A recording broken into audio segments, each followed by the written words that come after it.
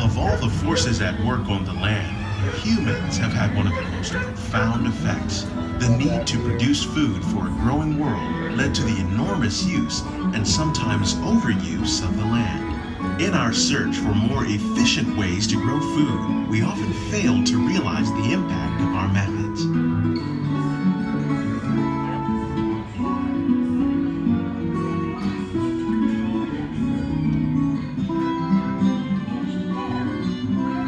Today, we're learning to live with the land, discovering better ways to grow food that will assure both human and environmental well-being. In farmlands across America, we're learning that by plowing under vegetation containing natural fertilizers, we can enrich the soil without the use of chemicals. In Saudi Arabia and Mexico, we're learning to produce food on desert seacoasts by developing and planting crops that thrive on salt water. Here at Epcot, we're learning to reduce the need for pesticides by using natural predators like ladybugs and wasps to control pests. In Japan, we're learning that by adding composted leaves and other plant material to our soil, we can reduce the need for fertilizers. In farmlands across America, we're learning that by plowing under vegetation containing natural fertilizers, we can enrich the soil without the use of chemicals. How will we meet tomorrow's growing needs for food production, yet still respect the needs of the land? Some of the answers are being discovered just ahead. To help us maintain these carefully controlled ecosystems, and for your safety, please remain seated in your boats now.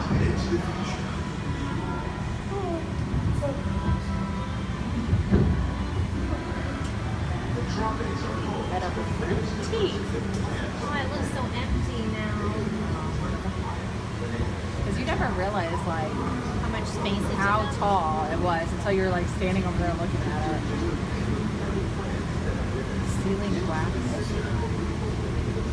Welcome to our living laboratory, where scientists from Epcot and the U.S. Department of Agriculture are exploring innovative ways to produce bountiful harvests now and into the future.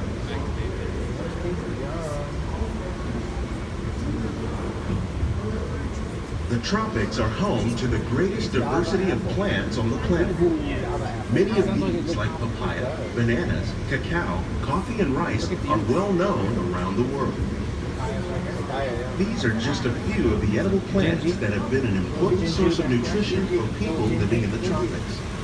Many are rich in vitamins and minerals, while others are well adapted to growing in less than ideal conditions.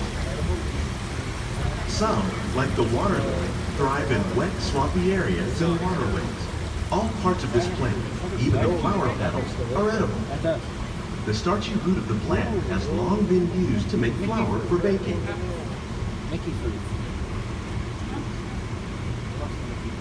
One day, many of these lesser-known tropical plants may be as important as the bananas growing on both sides of the boat. More than 28 million tons of bananas are eaten annually, making it the most popular fruit in the world.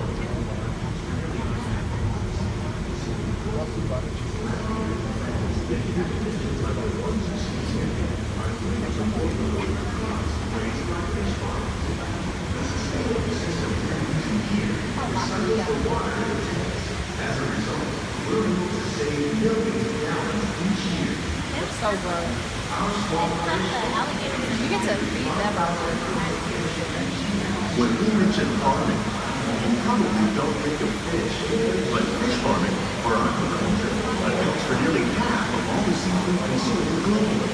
Tilapia, bass, and catfish, like the ones you see here, are 3 of the more popular crops raised by fish farmers. The sustainable system we're using here recycles the water in the tanks. As a result, we're able to save millions of gallons each year. Our small fish farm produces nearly 5,000 pounds of fish each year to serve in restaurants around Walt Disney World. Innovations like this one can play an important role in our efforts to produce bountiful harvests and still protect natural resources.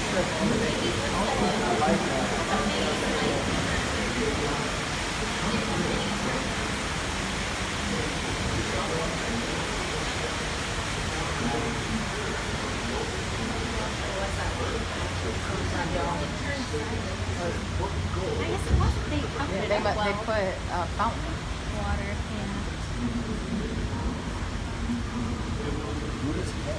yeah. While there are more than 50,000 edible plant species in the world, most of us are only familiar with the handful that make up our everyday diet. The common grains growing here, wheat, maize, sorghum, and millet, plus rice, account for nearly 2/3 of our global food consumption. Learning how to increase yields of these staples is an important goal of research around the world.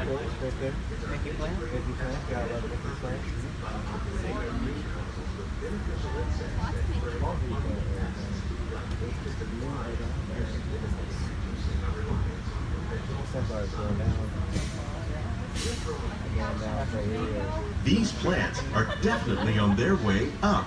Innovative growing techniques like these increase yields while more efficiently using resources like water, fertilizer, and pesticides. Another innovation at work here is our integrated pest management program.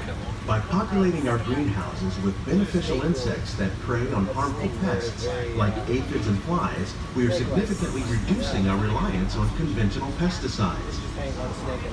We're growing these crops using our nutrient film system.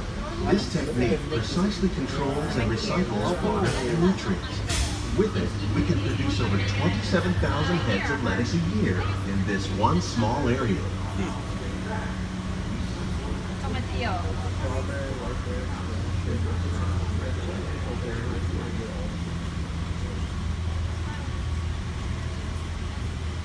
Some of our best ideas have been inspired by nature, like these fruit and vegetable trees.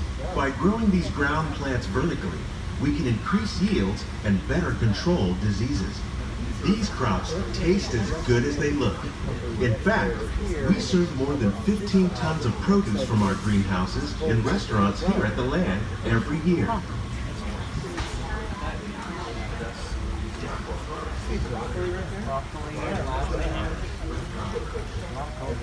Yeah, very clever balance.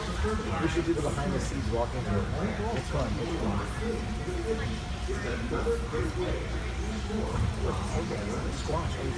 The future of agriculture may include innovative ideas like this vertical growing system.